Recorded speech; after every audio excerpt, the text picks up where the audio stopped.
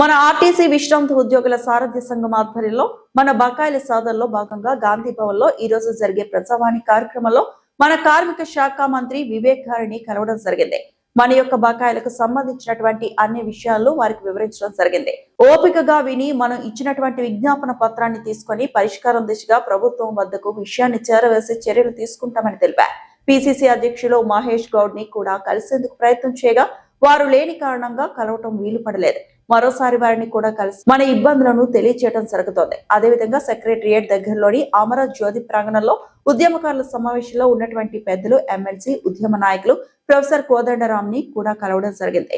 విషయాన్ని వారికి వివరించి విజ్ఞాపన పత్రం ఇవ్వగా వారు వెంటనే స్పందించి మీ యొక్క బకాయిల చెల్లింపు సమస్యను ముఖ్యమంత్రి దృష్టికి తీసుకువెళ్లేందుకు ప్రయత్నం చేసి పరిష్కారం దిశగా నా వంతు ప్రయత్నం చేస్తానని తెలియజేశారు. ఇటీ కార్యక్రమంలో సారథ్య సంఘం నుండి కొమరయ్య సార్, రంగారావు, లక్ష్మయ్య, కనకయ్య, చిన్నయ్య, హమీద్, నజారుద్దీన్, సత్యపాల్ పాల్గొన్నారు. ఈరోజు సారథి కమిటీ తరఫున ప్రభుత్వ కార్మిక శాఖ మంత్రి వివేక్ వెంకటస్వామి గారిను మేమందరం కలవడం జరిగింది.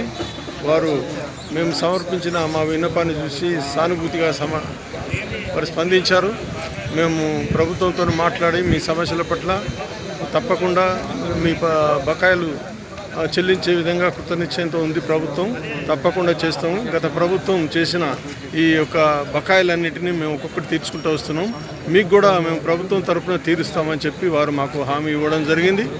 కాబట్టి సారథి కమిటీ సార్ని కలిశాము. సార్కి ధన్యవాదాలు.